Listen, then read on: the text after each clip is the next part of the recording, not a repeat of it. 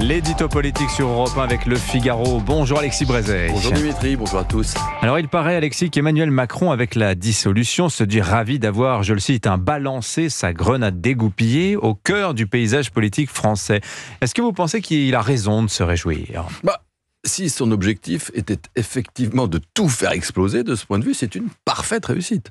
En 8 jours, c'est le chaos partout, ou presque. À droite, ça a commencé avec l'alliance Ciotti-RN et ça continue avec un certain nombre d'ententes plus ou moins avouées avec les macronistes. Chez Reconquête, Éric Zemmour et Marion Maréchal ont consommé leur rupture. À l'extrême gauche, Jean-Luc Mélenchon purge à qui mieux. À gauche, les socialistes voient revenir François Hollande avec consternation. Dans la majorité, Édouard Philippe fait bande à part, tandis que les macronistes, plutôt que de se lancer dans un combat qu'ils estiment perdu d'avance, laissent le champ libre à des dizaines de candidats LR ou socialistes. Bref, la charge explosive a tout fait sauter, à commencer par le camp de l'artificier. Mais il me semble, Dimitri, qu'on n'est pas au bout de nos surprises. Croyez-moi, on n'a pas encore tout vu. À quoi vous pensez, Alexis ? Que tout, absolument tout, peut sortir de ce scrutin législatif, y compris un total blocage institutionnel. Alors, si le second tour des législatives permet de dégager une majorité absolue, RN ou Front Populaire, personne n'imagine que les macronistes puissent faire mieux qu'aujourd'hui. Dans ces cas-là, les choses sont relativement simples. Enfin, simples sur le plan institutionnel. Sur le plan politique, elles risquent d'être assez compliquées. Mais la cohabitation, on sait ce que c'est, on a déjà donné, c'est balisé. Mais de cette élection peut sortir aussi, c'est très possible, une majorité relative.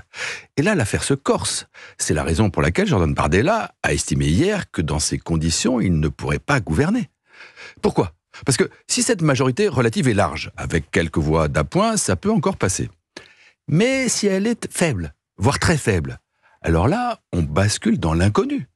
Il faut bien voir que depuis 2 ans, la majorité Macron n'a pu survivre difficilement que parce que ses adversaires de droite et de gauche n'ont jamais totalement uni leurs forces pour faire tomber le gouvernement. Mais là, il y a toutes les raisons de penser qu'un gouvernement Bardella, sans majorité absolue, serait aussitôt renversé par une coalition qui irait de l'extrême gauche au LR, canal historique. Et d'ailleurs, un gouvernement Mélenchon ou Ruffin, qui lui aussi n'aurait qu'une majorité relative, ne tiendrait pas davantage. Une alliance de circonstances allant du RN au macronisme le renverserait tôt ou tard. Et alors là, qu'est-ce qui se passerait ?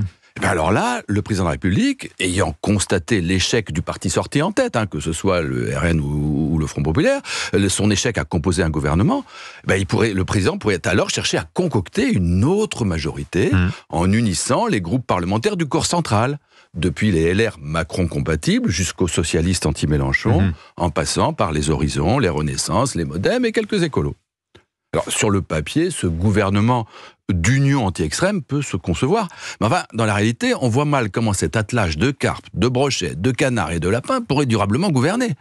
Soumis au feu croisé des RN et des Fronts Populaires, il serait lui aussi probablement vite renversé. Et alors là, ce serait le blocage total, une assemblée totalement paralysée. Alors si on en arrive là, qu'est-ce qu'on peut faire ? Alors Marine Le Pen suggère aimablement à Emmanuel Macron de démissionner. D'abord, rien n'y oblige le président. Et ensuite, ça ne changerait rien à la gouvernabilité du pays.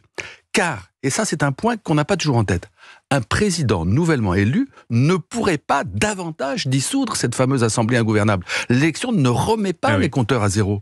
L'article 12 de la Constitution est très clair. Il ne peut être procédé à une nouvelle dissolution dans l'année qui suit les élections législatives. Donc pas de dissolution avant le 7 juillet 2025. Une chambre ingouvernable est impossible à redissoudre. Grâce à Emmanuel Macron, c'est possible. Bienvenue peut-être dans la 4e République. Absolument passionnant ce scénario, mais alors catastrophique quand même sur le plan politique. Merci beaucoup Alexis Brézet, l'édito politique.